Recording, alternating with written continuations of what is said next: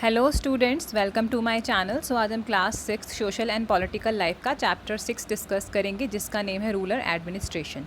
इस चैप्टर को हम रिवीजन नोट्स एंड समरी की हेल्प से डिस्कस करेंगे। सो इसका फर्स्ट टॉपिक देखते हैं, dispute between Mohan and Raghu. So आपने इस चैप्टर में स्टोरी पढ़ी होगी मोहन एंड रघु की, तो उनके बीच में क्या डिस्प्यूट था वो ये देखते हैं। One morning Mohan notice that Raghu had shifted the bun by a few feet. By doing so, he had managed to take over some of Mohan's land and increase the size of his own land. तो क्या होता है, एक सुबह क्या होता है, जो मोहन नोटिस करता है कि रघु ने अपनी जो खेत की ज़मीन थी थोड़ी बढ़ा ली है, किसकी तरफ, मोहन की तरफ, जिससे कि उसने अपनी खुद की फील्ड का एरिया बढ़ा लिया, लेकिन थोड़ा टेक ओवर कर लिया किसकी फील्ड का एरिया, मोहन की फील्ड का area. Raghu refuse to accept and instead he beats Mohan. Mohan's neighbour help him and he was provided first add.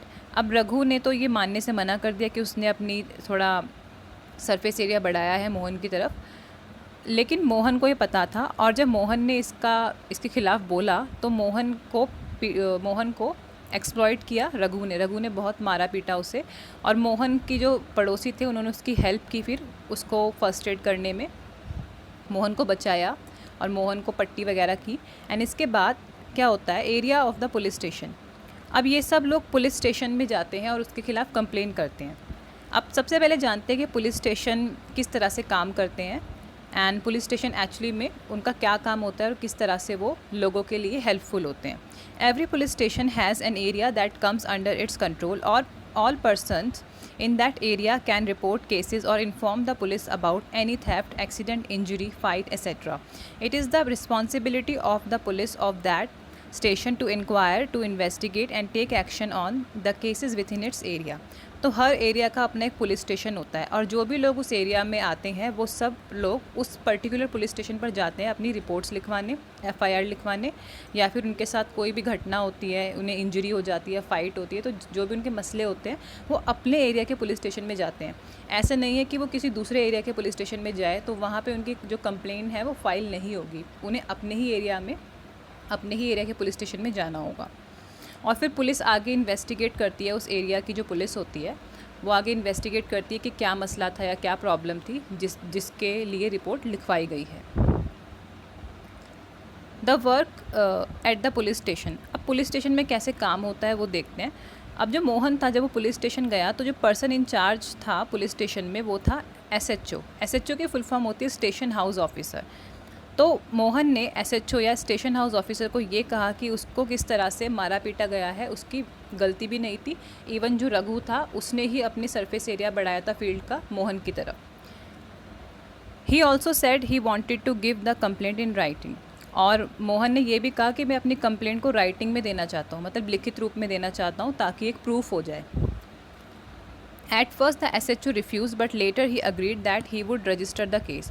पहले तो SHO मना कर देता है मोहन की कंप्लेंट लेने से, लेकिन बाद में वो अग्री हो जाता है, वो उसकी कंप्लेंट रजिस्टर कर लेता है। The SHO promised that he would send a constable to investigate the incident. और SHO मोहन से प्रॉमिस करता है कि मैं अपना एक कांस्टेबल भेजूँगा, मतलब हिंदी में उसे बोलते हैं हवलदार भेजूँगा, जो आपके केस को इन्वेस्टिगेट करेगा और ये देखेगा कि किसकी गलती है और किसके साथ इनजस्टिस हुआ है। अब नेक्स्ट टॉपिक पर चलते हैं, मेंटेनेंस ऑफ लैंड रिकॉर्ड्स। अब जो लैंड रिकॉर्ड्स होता है उसका मेंटेनेंस कौन रखता है? जो पटवारी होता है ना, वो लैंड रिकॉर्ड्स का एंड जो भी रेवेन्यू कलेक्ट होता है लैंड से, वो उन सब का रिकॉर्ड रखते हैं। अब देखते हैं कि ये कैसे काम करते हैं। Measuring land and keeping land record is the main work of Patwari. Land को मेजर करना, मतलब किसी लैंड को नापना, उसका रिकॉर्ड रखना किसका काम होता है? पटवारी का। The patwari is known by different names in different state. अब पटवारी को अलग अलग नामों से बुलाते हैं अलग अलग स्टेट में, जैसे कि किसी स्टेट में उसे बुलाते हैं लोग लेखपाल, और किसी में उसको बुलाते हैं कर्मचारी या विलेज ऑफिसर। इस तरह से पटवारी के अलग अलग नाम होते हैं अलग अलग स्टेट्स में। Each Patwari is responsible for a group of villages. जो पटवारी होते हैं, हर डिस्ट्रिक्ट के या हर विलेज के जो पटवारी होते हैं वो उस विलेज के लिए, उस डिस्ट्रिक्ट के लिए रिस्पॉन्सिबल होते हैं। उनका रिकॉर्ड रखना उस पर्टिकुलर विलेज का, और उस डिस्ट्रिक्ट का रिकॉर्ड रखना कि वहाँ पे कितनी लैंड है, उसका मेजरमेंट, उसका रिकॉर्ड किसके नाम पर है, या रजिस्ट्रेशन करना है नहीं करना, ये सब जो भी होता है इन्फॉर्मेशन वो पटवारी अपने रिकॉर्ड में रखते हैं। The patwari maintains and update the record of the village, और ये इन्फॉर्मेशन को अपडेट भी करते रहते हैं time to time. The patwari is also responsible for organising the collection of land revenue from the farmer and providing information to the government about the crop grown in this area.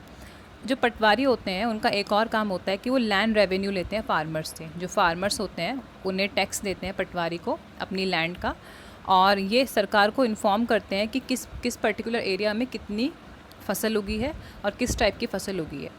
It means इनका जो काम होता है, एक तो होता है land को मेजर करना, लैंड का रिकॉर्ड रखना, एंड लैंड रेवेन्यू कलेक्ट करना। लैंड रेवेन्यू मतलब कि लैंड टैक्स को कलेक्ट करना, किससे? फार्मर्स से। और सरकार को अपडेट करना कि किस टाइप की जो क्रॉप्स है वो ग्रो हुई है किसी पर्टिकुलर एरिया में, मतलब उन्हीं के एरिया में जो उनके अंडर आता है उसमें। All this is the work of the revenue department of government. और ये जो काम होता है ये पटवारी किसको इन्फॉर्म करते हैं? गवर्नमेंट के रेवेन्यू डिपार्टमेंट को, ठीक है।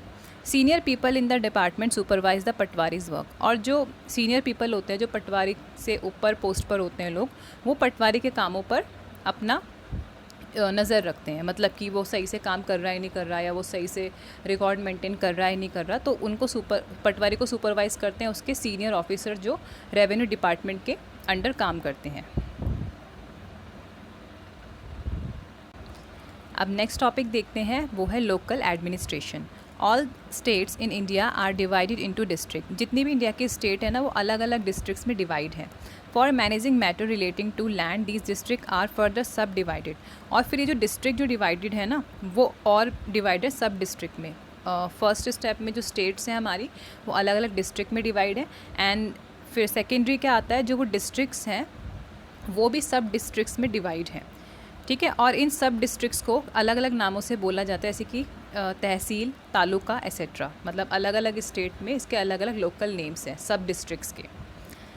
Eight the head is the district collector, under her the revenue officer also known as tehsildar. अब ये जो डिस्ट्रिक्ट का हेड होता है वो कौन होता है? डिस्ट्रिक्ट कलेक्टर होता है। अब जो डिस्ट्रिक्ट कलेक्टर होता है उसके अंडर भी जो लोग काम करते हैं, जैसे कि रेवेन्यू ऑफिसर्स हो गए, उन्हें बोलते हैं तहसीलदार्स, ओके। डिस्ट्रिक्ट में डिस्ट्रिक्ट कलेक्टर होता है, और जो उसके सब डिवीज़न या उसके डिस्ट्रिक्ट में उसके अंडर काम करने वाले लोग होते हैं रेवेन्यू ऑफिसर, जिनको तहसीलदार भी बोलते हैं। They have to hear dispute. They also supervise the work of पटवारीज and ensure the records are properly kept and land revenues collected. अभी जो रेवेन्यू ऑफिसर्स होते हैं, तहसीलदार्स होते हैं, ये किसका सुपरविज़न करते हैं? ये पटवारीज का सुपरविज़न करते हैं, उनके कामों पर नज़र रखते हैं। ये प्रॉपर्ली चेक करते हैं कि पटवारीज अपना काम कर रहे हैं नहीं कर रहे हैं, वो रिकॉर्ड रख रहे हैं नहीं रख रहे हैं, लैंड रेवेन्यू कलेक्ट कर रहे हैं नहीं कर रहे हैं। सो ये सब कामों पे कौन नज़र रखता है? तहसीलदार, ठीक है। और ये सब काम जो लैंड रेवेन्यू कलेक्ट करना, लैंड का रिकॉर्ड रखना, अगेन मैं बताना चाहूँगी पटवारीज करते हैं, और इनके कामों पे नज़र रखते हैं तहसीलदार। और तहसीलदार किसके अंडर काम करते हैं? डिस्ट्रिक्ट कलेक्टर्स के अंदर। They make sure that the farmers can easily obtain a copy of record. जो तहसीलदार होते हैं वो ये मतलब कि मेक श्योर करते हैं कि जो फार्मर्स है उन्हें उनका जो भी लैंड रिकॉर्ड है उसकी एक कॉपी मिल जाए, ताकि आगे जाके कोई प्रॉब्लम हो तो फार्मर्स अपनी लैंड की जो है रजिस्ट्री की या जो भी रिकॉर्ड है उसका एक प्रूफ दिखा सकें, ठीक है। तो ये फार्मर्स या एक कह सकते हैं जनता के लिए ये तहसीलदार पर जनता के लिए जो तहसीलदार होते हैं वो पटवारी पर नज़र रखते हैं, उसे सुपरवाइज़ करते हैं, ताकि पटवारी कुछ ऐसा ना कर दे जिससे कि जो फार्मर्स हैं या लोग हैं उन्हें प्रॉब्लम हो जाए। The tehsildar office is where land dispute are also heard. और जो तहसीलदार ऑफिसेज़ होते हैं वहाँ पे जो लैंड डिस्प्यूट्स होते हैं वो भी सुने जाते हैं, उनकी सुनवाई की जाती है, उनका डिसीज़न लिया जाता है कि किसकी गलती है किसकी गलती नहीं है, मतलब इस तरह से सुनवाई की जाती है उधर।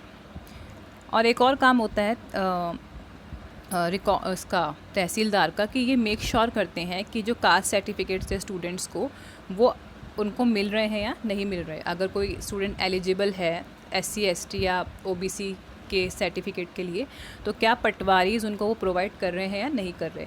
सो अगर कुल मिला के बात करें तो जो तहसीलदार्स होते हैं वो पटवारी के वर्क होता है जो उस पर पूरा सुपरविज़न करते हैं, उस पर पूरी नज़र रखते हैं, ताकि पटवारी से कोई गलती ना हो जाए या फिर वो कोई गोलमाल ना कर दे बीच में। नेक्स्ट टॉपिक है हमारा a new law. The Hindu succession amendment act 2005 came into force to remove gender discriminatory. Hindu succession amendment हुआ था, एक्ट आया था 2005 में, जो किसके लिए बनाया गया था? जेंडर डिस्क्रिमिनेटरी को हटाने के लिए। Hindu succession act 1956 under the amendment, तो ये किसके अंडर आया था प्रोविज़न? हिंदू सक्सेशन एक्ट 1956 के अंडर। इसमें ये बोला गया था कि जो डॉटर है वो भी बाय बर्थ अपने जो पेरेंटल प्रॉपर्टी होती है उनकी हकदार है पूरी, मतलब कि डॉटर को भी उतना ही हक है अपनी पेरेंट्स की प्रॉपर्टी पर जितना कि सन को होता है। तो ये राइट हमें पता होने चाहिए एज अ फीमेल कि जो हमारी पेरेंट की प्रॉपर्टी है उस पर हमारे ब्रदर के साथ साथ हमारा भी राइट होता है पूरा का पूरा, ठीक है। और वो पेरेंट्स चाहे तो दोनों में डिस्ट्रीब्यूट कर सकते हैं, और जो भी उनको लगता है, ऐसा नहीं है कि वो आपके भाई को डिस्ट्रीब्यूट करेंगे, आपको नहीं करेंगे, क्योंकि एक प्रथा चली आ रही है कि जो माँ बाप की प्रॉपर्टी होती है वो बेटे को जाती है।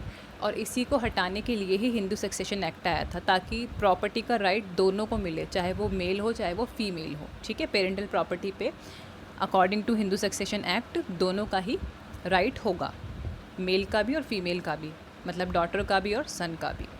तो स्टूडेंट्स, इसी के साथ आपके इस चैप्टर के नोट्स फिनिश होते हैं। आई होप आपको समझ में आए होंगे, एंड अगर आपको वीडियो इन्फॉर्मेटिव लगे तो आप अपने फ्रेंड्स के साथ इसे शेयर कर सकते हैं। मैं आपसे मिलती हूँ नेक्स्ट वीडियो में, जब तक के लिए bye bye. And more videos के लिए आप मेरे चैनल को सब्सक्राइब करना मत भूलिएगा। Thank you for watching.